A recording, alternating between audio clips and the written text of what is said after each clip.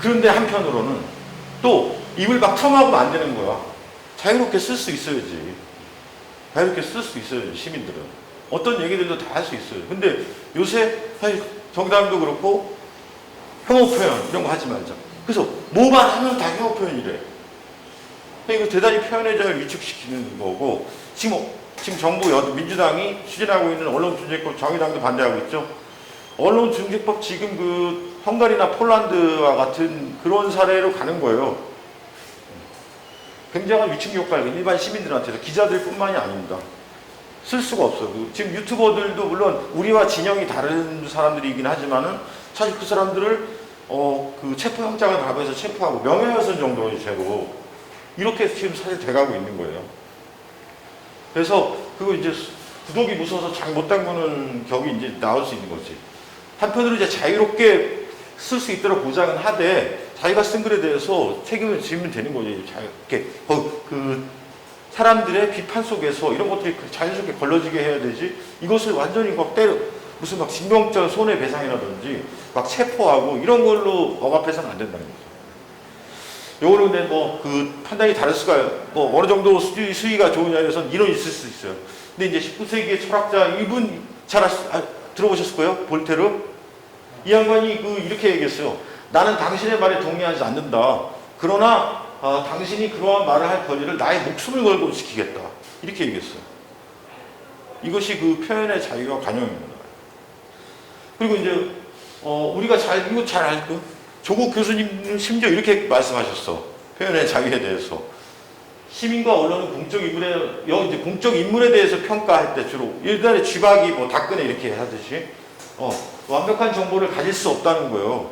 그 사실관계만 이제 사실을 주로 말하라고 말씀드렸지만 거기에 너무 위축돼가지고 모든 사건이 대법원 확정 판결이 내야만 시민들이 평가할 수 있는 건가? 그러진 않죠.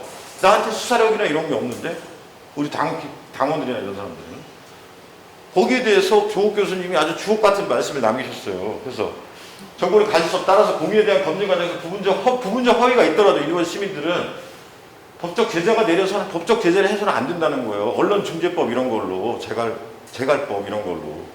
그리고 편집과 망상에 사로잡힌 맨날 그 SNS만 하다가 막 혼자 막 확증 편향에 막 치우친 설령 그런 사람이라고 할지라도, 그리고 쓰레기 같은 언론, 조중동 쓰레기라고 그렇게 욕하잖아요. 그런 언론일지라도 표현의 자유가 있어야 된다는 거예요. 그다음에 특히 공적 인물에 대해서는 제멋대로의 검증, 제멋대로의 검증, 야멸찬 야유와 조롱도 허용돼야 된다는 거예요. 자주 쓰는 습관들, 제가 그간에 한 10년간 이렇게 이 바닥에서 이제 쭉 있으면서 주로 시민들한테 글을 쓰게 했을 때 자주 관찰되는 것들에 대해서 조금 말씀을 드릴게요. 이거 말씀드렸죠? 간결하게 쓰는 게 더 어렵다. 심지어 기자들이 뭐라 그러냐면 그 A4 용지 한 줄에 한 문장, 그 다음에 모니터 띄워놓고 10포인트로 한글 한 줄에 한 문장만 쓸 수 있다면 이미 기자 수준이 됐다. 이렇게 얘기할 정도예요. 그 정도로 어려워. 글 써보면, 이따 우리 글 써본 걸 보면 알아. 그 정도로. 근데 박당원님은 잘 쓰시는 것 같더라고, 보니까. 이거 말씀드렸죠, 이미. 네. 그 다음에 이런 말들이 대체로 다 불필요한 말들이에요. 이와 관련하여 그러나 그런데, 우리 근데 국어 시험 볼 때는 그 가운데 어울리는 접속사는, 이거 시험을 볼 때는 그렇지. 근데 이런 것들이 다 그 문장을 길어지게 하는 요소들이라는 거예요. 뭐뭐라는 것, 심호크의 주장이라든지, 뭐뭐뭐에 대해. 사실 내가 쓴 글 한 꼭지에 어떤 주제와 관련되지 않은 문장이 단 하나라도 등장할 수 있을까요, 없을까요? 없어요. 없어야 되는 거예요. 그러니까 요즘 청년의 뭐 세태에 대해서 쓰는데 그것과 관련 없는 문장이 등장하냐고요. 등장하면 안 되는 거지. 그렇죠? 네. 그러니까 이와 관련하여 무엇에 대하여라든지 이런 것들이 다 사실 불필요하다는 거예요. 이런 것들이 문장을 길어지게 한다. 그리고 요건 이제 스킬에 있어서 그런 거고, 왜 문장이 길어지느냐의 핵심은 뭐냐면 한 문장에 두 가지 이야기를 쓰려고 해서 그래. 한 문장에는 한 가지 이야기만 쓰면 문장이 간결해져요. 그것도 이제 이따 예를 보겠습니다. 그 다음에 이제 제가 자주 쓰는 안 쓰려는 습관을 봤더니 요새 이 극존칭들 존칭 사실 마음으로 이렇게 서로 존중하고 섬기고 이래야 되는 건데 이게 말투에서 괜히 이렇게 오버하는 것들이 많아요. 그렇죠? 이 커피 마시러 가면은 애들 요새 다 그렇잖아요. 그렇죠? 알바생들이 커피 나오셨습니다. 그리고 밥 먹고 계산할 때 12,300원 나오셨습니다. 이렇게 얘기해요. 알바 그렇죠? 애들한테 좀 가르쳐 주세요. 그렇죠? 물건이나 사물은 존칭의 대상이 아니에요. 근데 이렇게 많이 쓴다. 그 다음에 이제 능동형, 피동형, 수동태. 요거는 왜 그러냐면 중학교 때 영어 공부를 너무 열심히 해가지고 it was pp 이걸 너무 공부를 열심히 해가지고 우리말도 자꾸 수동태로 많이들 쓰는데 가급적이면 능동 형태로 쓰자. 그지? 특히 사람이 주어로 등장했을 때는 굳이 피동형으로 쓸 필요가 없는데 이런 것들 많이 해요. 그래서 대체로 무엇이 진행되었다 이런 식으로 많이 써요. 근데 정의당 도봉구위원회는 구청 앞에서 무엇의 기자회견을 열었다. 사실 이렇게 해도 되는 건데 꼭 정의당 도봉구위원회는 그러면 이제 나중에 뒤에 가서 쓸어도 안 맞아. 문장의 호응도. 정의당 도봉구위원회 당원 몇 명은 구청 앞에서 기자회견을 어떠한 기자회견을 진행되었다. 사실 이렇게들 많이 쓰시더라고요. 그 다음에 결정적으로 이거야. 예를 들면 좋은 하루 되세요. 이거 맞아요? 그 날이라는 것은 날씨는 맑은 날, 흐린 날이 될 수가 있지. 무생물인 날씨는. 근데 그 하루하루 매일 주어지는 날들을 내가 즐겁게 보낼지 아니면 기분이 안 좋게 보낼지는 그 사람한테 달려있는 거고 사람이 주체인 거잖아요. 즐거운 한가위 보내세요. 보내세요. 그 하루를 살아가는 사람은 사람이 있다니까요, 주체가. 근데 이렇게들 많이 하는 거야. 이 일상생활에서들. 그 다음에 이제 싱크홀, 컨텐츠, 아이템, 지역사회 거주 이렇게 한자어라든가 그 영어로까지 나왔는데 이 우리말이 아닌 거 외국 문자나 외국어를 너무 많이 써. 저도 그 외국계 회사에서 한 4년, 5년 중에서 한때는 절반 정도를 영어로 썼어요. 우리말에. 그런 때가 있었습니다. 그래서 깊이 반성했어요. 근데 영어를 완벽한 문장으로 쭉쭉 이렇게 쓰는 거는 좋아. 영어 공부를 위해서는. 그게 아니고 예를 들어서 요새 어느 정도 수준이냐면은 제가 이제 저희 어머니를 만나야 되는데 그 전화로 이제 한다 칩시다. 어머니 오전에 커뮤니티 케어 신청해야 되니까 디지털 미디어 시티 역 6번 출구에서 만나요. 그리고서 근데 나오실 때 싱크홀 있으니까 조심하시고요. 이렇게 하면은 76세 어머니가 알아들으시냐고요. 그렇죠? 그러니까 일기 말고는 다 지금 논평이라고 해도 보통의 시민들이 사실 어느 정도 방송은 어느 정도에 맞춰지면 사실 중학교 정도 수준 여기에 맞춰져 있어. 중학생 정도 수준의 어휘력이나 이렇게. 근데 갈수록 이런 말들을 많이 써. 왜 이런 말을 쓰는 이유는 여러 가지 이유가 있지. 내가 좀 영어를 잘한다는 걸 뽐내기 위해서 그렇고, 내가 뭔가 감추려고 할 때 그렇고, 그런 원인들이 작용을 합니다. 이거는 영어를 잘하는 것과 별개의 문제야. 누구나 그러니까 간결하게 쓰는 거 중요하다고 말씀드렸고, 누구나 쉽게 이해할 수 있도록 쓰자. 이거 말씀드렸어요. 마을 신문이라는 게 지역 신문은 어디서 가장 먼저 만들었을까? 어디서 요거를 막 찾다가 이분을 알게 됐어요. 영국에 계신 분인데 크리시 메이어라는 분인데 이분이 이제 고등학교 교사를 하셨었고 그 당시에 1970년대 영국에서 살아셨던 분인데 이웃의 그 사회복지 우리로 치면 기초생활수급자 신청서 이런 것들이 이제 영국도 그 서식이 라틴어들이 우리로 치면 한자어지 라틴어들이 많은 거야. 그래서 웬만한 사람들이 영어로 이렇게 잘 쓰지 못하는 거지. 그걸 도와주는 일을 하고 있었는데 어느 날 이제 60세 어머니와 그 어머니의 90세 어머니가 살고 계신 집에 갔는데 먹을 것도 없고 겨울철인데 난방도 안 되더라는 거예요. 그래서 아이고 이걸 어떡하지? 다음날 제가 다시 와서 좀 이렇게 잘 써드릴게요. 어떤 걸 하면 좋을지. 이렇게 해서 다음날 갔는데 둘 다 얼어 죽었어. 네. 그래가지고 이제 이분이 이제 그때부터 아차 이렇게 싶어가지고 쉬운 영어 쓰기 운동 이런 걸 펼칩니다. 이 관공서 서식이나 이런 데도 쉽게 쓰는 거. 이거는 민족주의 이런 거하고는 전혀 다른 문제예요. 그렇죠? 애국주의 이런 거하고는 다른 문제입니다. 이것이 기본적인 인권이에요. 쉬운 말에 써주는 게 누구나 쉽게 이해할 수 있도록. 우리가 인권 많이 얘기하는데 이런 게 인권이다. 대표적인 예를 또 이렇게 보겠습니다. 네. 창공역 노원 정당 앞에 스테이지.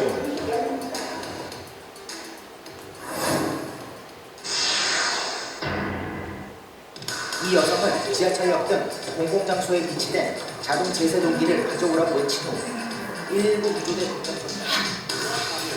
해소생수를 시행하고 자동 심전 충격기를 사용해 구했습니다.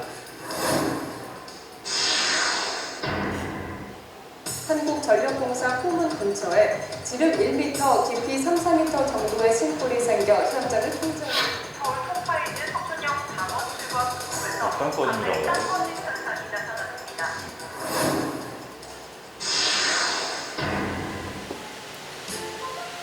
시민의 생명과 안전을 지키는 일은 쉬움을 사용해서 시작합니다. 스크린도어를 안전문으로, 제세동기를 심장 충격기로, 신고를 땅꺼짐으로 바꿔보는 일.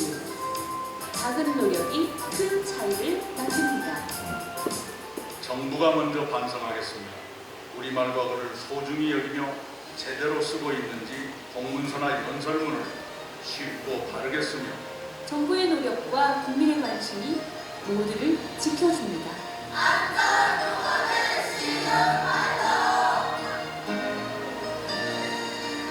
안전요원은 쉬운 말로.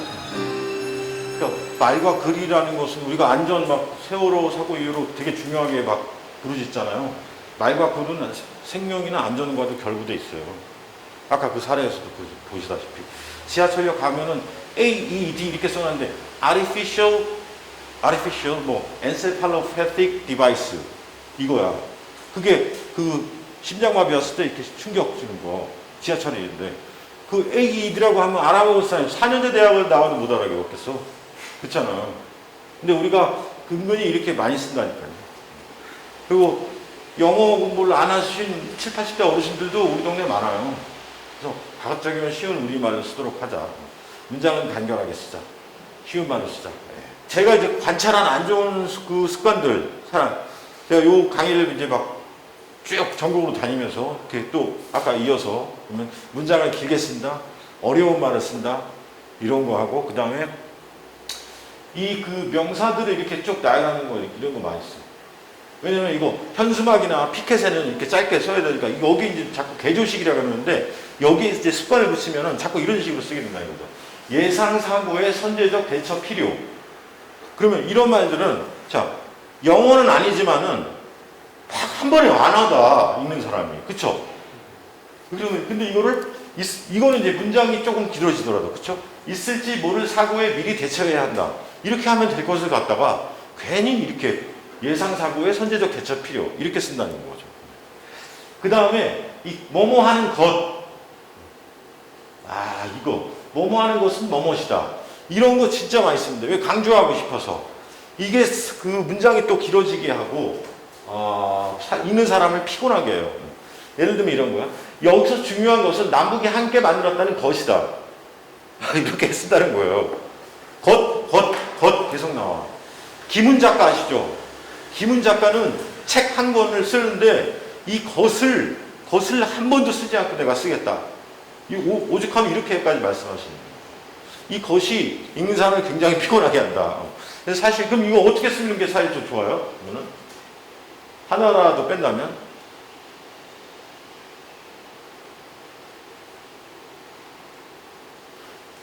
것을 하나만 줄이자면 사실 남북이 함께 만들었다는 것이 중요하다. 사실 이 정도만 해줘도 되는 걸 가지고 여기서 중요한 것은 남북이 공동이 만들었다는 것이다. 뭐 이런 식으로 많이 쓴다는 거죠. 쓰다 보면 나와. 자기가 쓴 거를 다시 읽어보면 나와. 것이 얼마나 많이 등장하는지.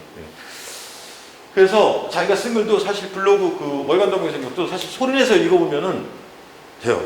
한 문장을 읽는데 내가 숨이 차다. 그러면 남들도 숨이 찰까 안 찰까요? 숨이 차다니까. 그러면 반드시 그 글을 끝까지 읽는 거를 포기해. 그래서 간결하게 써야 되고 쉽게 써야 되고 이게 일단 먹고 들어간다. 그래서 자기가 쓴 거를 소리내서 읽어줘. 일단 읽어볼까요? 그래서 그 다음에 이제 마지막으로 제목인데, 요즘은 조금 이제 뭐 문제 제기를 할 뭐 제목들도 있을 수 있겠지만은, 그 유튜브 제목 달 때도 그렇고, 월간도봉에 자기가 쓸 제목을 달 때는 이 주 제목은 뭔가 함축하면서, 책 제목도 그렇잖아요. 뭔가 함축하면서도 잘 요약이 되고, 그러면서도 약간의 궁금증을 읽고 싶게 만드는. 그러니까 우리가 여기 딱 가다가 이제 쌍문 즉석우동?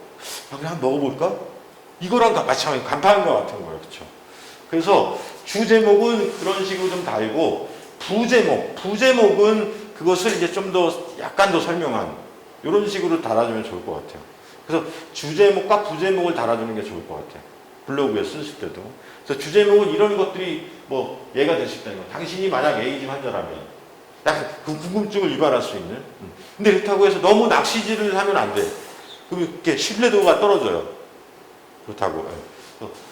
뭐뭐뭇은 뭐 변태입니다. 한일병원은 눈물바다. 아직도 아이들에게 감기약을 미모의 아파트 관리소장과 나부심기. 사실 요새는 이런 걸로 다 문제제기하면 할 수 있는 제목들을 예전에 많이 썼지.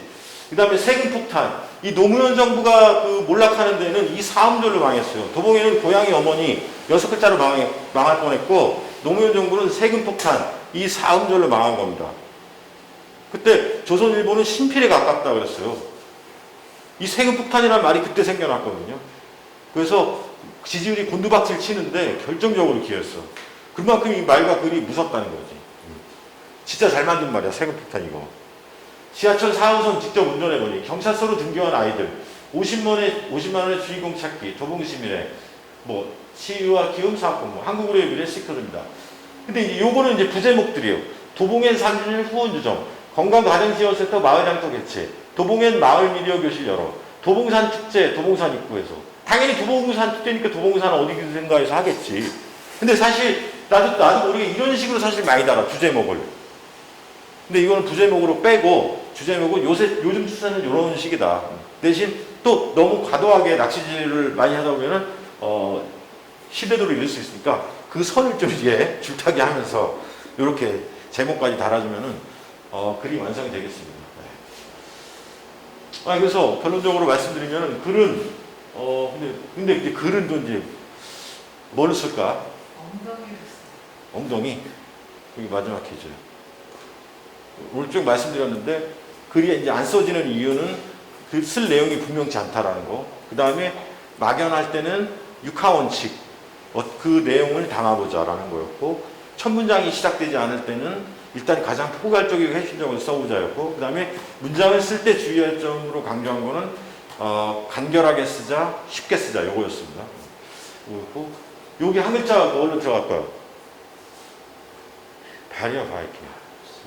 우리가 이렇게 그 워드 프로세서 그 키보드 이렇게 쓰고 손으로 지금 쓰셨잖아요. 손으로 쓰는 것 같은데 그렇지가 않아요. 아까 쓸 내용이 분명치 않다고 그랬죠. 쓸 내용이 분명치 않은 것 중에 어떤 원인이 많냐면, 그러니까 물론 내가 기자여가지고 막 취재 나가고 이렇게 현장에 그러지 않더라도 그 검색이나 이런 것도 하지 않게 한다든지, 자기가 가지고 있는 생각만으로 글을 쓰려고 한다든지, 정리하지 않고 생각을. 그렇게 되면은 사실 글이 잘 안 써지는 거예요. 그래서 잘 안 써지는 거야, 솔직히. 그래서 손보다는 사실 발로 뛰는 거죠. 보고 듣고 거기에 대해서 이제 생각하고 느낀 것들, 이런 것들이 정리가 돼야지 글이 써지는 거죠. 그 다음에 이제 일기가 아니니까 사실 나의 이야기보다는 사실 다른 사람의 이야기들을 많이 써줬으면 좋겠어요. 다른 당원이 사실 물론 인터뷰 연습이나 이런 거 안 했는데, 월간 도봉에도 뭐 잘 못 만나는 당원을 이렇게 만나서 인터뷰하고 그 사람이 살아가는 거, 당원으로서 뭐 이런 걸 쓴다든지, 아까 이제 글 몇 곡지 보긴 했는데, 그런 것들도 좋은 소재가 될 수 있지 않을까. 여기까지 이거는